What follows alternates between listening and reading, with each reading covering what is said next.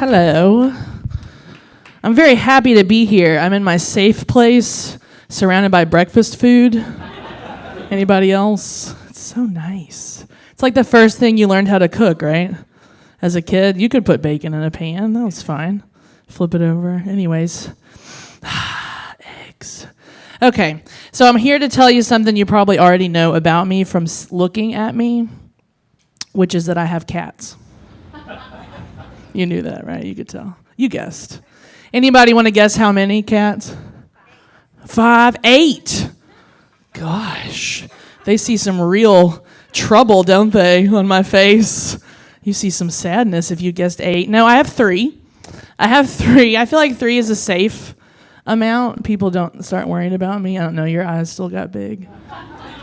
I'll explain how I got them. The first one you get for yourself because you want a pet, right? I'm an animal person. Anybody else? Animal people, right? Yeah. So that's the easiest pet to get because you can leave them for a couple days and they survive. So I got a cat. And then I kind of started thinking how weird it is that it didn't have another of its kind around. I thought that would be weird. So let me get a second cat. And turns out they hate each other, right? That's spoiler alert there. They don't like each other. And then you get the third one because it's like outside your house late at night meowing and it looks sad and it's a kitten and you're like, come here. And you start just snatching stuff off the street that looks like it needs you, like you're some sort of Criminal Minds predator. You're just looking around to see if it looks like it belongs to anybody. Nobody's looking. Come here. You can live with me forever. That's how I got the third one. So I have 3. It's okay. People worry about you when you have 3. Still, I mean, I explained. I gave you my reasoning. I don't know who bought it, but that was how I ended up with 3. People still worry about you, but I contend that if I had 3 dogs, that's somehow more acceptable, I feel like. Right? For real. You would think I was like a real kind-hearted soul, right? You probably rescued those. I climb mountains with my 3 dogs, right? I go on 5Ks with my 3 dogs. With 3 cats, they're like, she doesn't take the trash out, does she? Regularly. At all. It's real dirty in her house. That's what y'all assume. It's fine. It's fine. When I first got the cat, my first one, it was a male cat, so I used to pretend it was my boyfriend, and I would say, I don't need a man. I already have Otis, right? I got my man. And somebody was like, come on, you're going to find a guy out there better than your cat. And I was like, first of all, don't talk about Otis like that. You don't know him. Okay. And second of all, I don't know any men that are going to let me, kind of cut their off and lock him inside all day. And they're still really happy when I come home, right? Because Otis, I mean, Bob Barker said, spay and neuter your pets. I did. And you can't do that to the men folk. I heard they don't like that. So I don't know if he's better than your men. Also, I would say he's better than a man because, when Otis gets old and diagnosed with something that, is kind of painful and I can't really afford to fix it, I can just...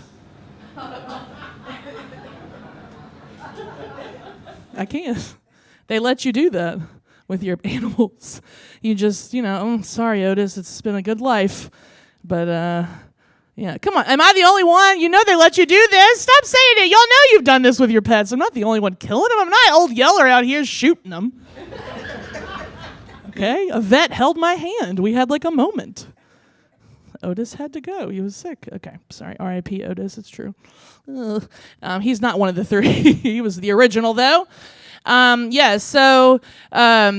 I am, out here in these streets, as they say, as a woman, and sometimes I was reminded when I make those cat jokes, it's kind of dangerous out here for women. People are saying stuff to you all the time, and you don't want them to say it, but they're just saying it.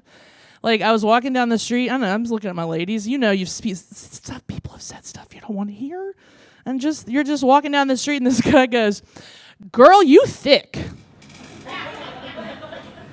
What you been eating?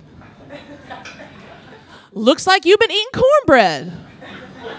I mean, I couldn't get anything out of my mouth. It just kept... I was like, cornbread? I said, sir, I don't know what's happening right now.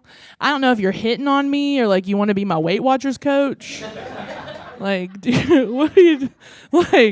Do you want to know how many points I've had today? Because it's not cornbread. This is chips and dip.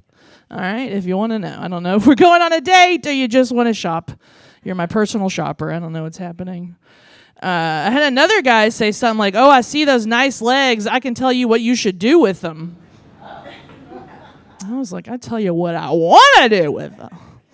And you don't know how to say because you don't want to say anything too crazy because they could be really crazy. So you're just kind of like, okay, I don't know what to do right now.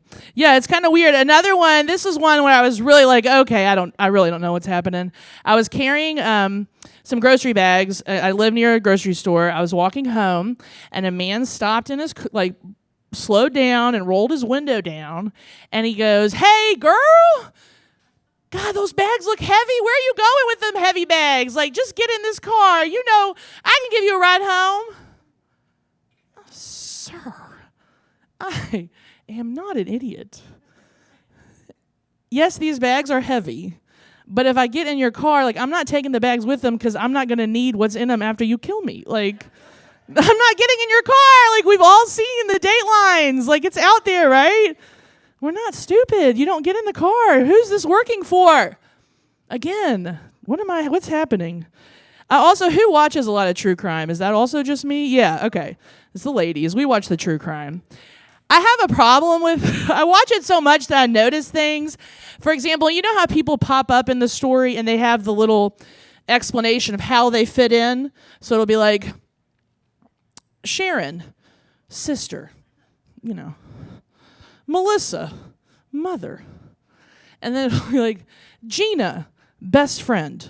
And you're like, now hold on. Who co-signed on that? You know what I mean? Mother, yeah, sister, yeah, but I'm dead, right? And they're saying this girl's my best friend. Are we cool? Because one time this girl, they were trying to explain how they were so close, and she goes, oh, we worked together, and it was just so sad. And because I remember when she would come in the morning, it would depend on who was there first, but whoever was there first would look at the other one and say, hey, girl. I was like, okay, BFF. What? So I think we should just all have prepared a little, with your will. I think sideline should be, in case I am violently killed, these 5 people are okay to be called my best friend. Otherwise, I hate all of you. No, just kidding. I just think people are just showing up trying to get on TV. I don't think they're really their best friends. Y'all, get back to me when you watch. Just notice the friends. I'm a little sketchy on the friends. Okay, so another thing about true crime, which is why I do like to watch it, but it turned out I didn't like to live it, was I used to be a lawyer. Emphasis on used to be. I used to be a lawyer. Not because they kicked me out or anything. I chose to leave. It's just I realized that I kind of wanted to be the lawyer on Law and Order. As in I wanted to be that lawyer, where everything works out well. Someone is dressing you, doing your hair and makeup, making you look professional and show up every day, where your clients are just nice little people and the show wraps up at the end of every 30 minutes. I wanted that. Instead, what you really get is your client that follows you back to your office after you represented them and then tries to rob you of the money that they just paid you to try to represent them for robbery. That's what you really get. And I didn't like that. That wasn't what I thought it was going to be. I tried to do family law. Ooh, I don't know why I said family. It sounded nice. I like my family. A lot of people don't, turns out. And it would be juvenile court. And that starts really early in the morning, and I'm not a morning person. And I remember it was 8 o'clock, and I just made it through the metal detector. And already somebody was breaking up something in the hallway, right? It's already just, and I hear, the security guard's get out of here. And then one guy goes, that's okay. I'm going to take it to the street. I'm going to see you in the street. And I was like, what street? Because I parked really close to here, and I want to know if it's that way or this way, because I don't want to go whatever street you're going to, sir. I can't handle it. So it's not. I'm not. I'm a teacher now. Yay! Oh, look how that. Yeah, lawyer. Everybody's like, bleh. Teacher, yay! Yeah, I'm a teacher, and that's cool because it turns out I like crazy kids better than crazy adults. No offense to the adults, all of us, but it's a lot easier for me to have like patient with like a 9-year-old who's only like learned how to talk in the past 6 years. You know, they're just still putting stuff together. You know, like when a 59-year-old talks to you crazy, you're like, okay, hold on, you've had time to figure out how to be more respectful than this. The 9-year-old, they're like, don't you hate when they disrespect you? Not really, they're 9. I don't care. They have no power over me. I don't take it personally. Although they will put you in your place real fast, and you're just kind of humbled. So I was doing cafeteria duty where you have to walk around, you know, and check in and just make sure they're eating and not just talking. And so I get to this table, and I'm about to say something, and this girl goes, uh-oh, here comes Miss Garrone in that little shirt. I couldn't say anything before another girl came to my defense and goes, that shirt's not little. That shirt looks like a 2X. I was like, yeah, it is a 2X. Ding, ding, ding. Thanks for the support, friend. Also, you should go into retail because you're a genius. You sized me up perfectly. It was so cute. I just let him work it out. I didn't even say anything. I just kept going. They all handled that beautifully. Conflict resolution at its finest at the lunch table. They also, unfortunately, like to ask you if you're pregnant a lot. There's a lot of questions about if you're pregnant. I'm not a small person, so there's extra questions for me. And they kind of don't believe it sometimes. Because they guess your age. They're obsessed with what age you are. And I'm a math teacher, so I'm making a math game. And they know how old I am. And then they really don't understand why I don't have any kids. And there's just like a lot of questions. And it takes all I can inside of me to be like, all right, you want to know why I don't have kids? I need you to spell a word with me. It's called barren. Barren. Barren. No, that's fine. I just want to rock their world a little bit.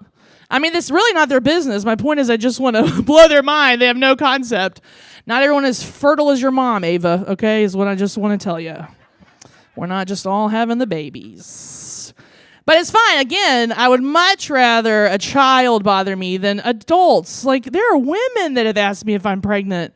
And I just want to be like, no, it's called fat. Stop. What are you doing?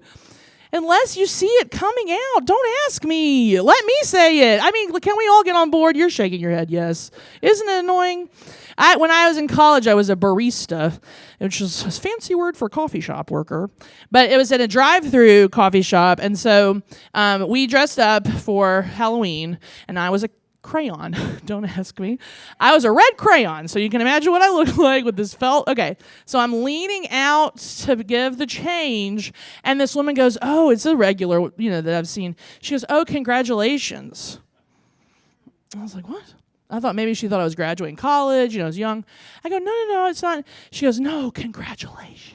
I was like, I'm in a crayon costume. What are you doing? That's felt. That's really bad felt, okay?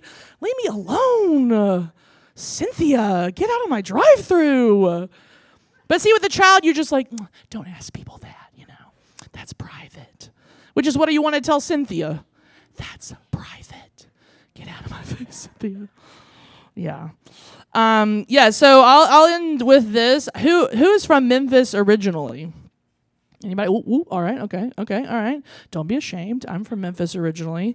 I'm proud of being from Memphis. I went to Memphis public school. I'm a public school teacher, so I'm like full circle.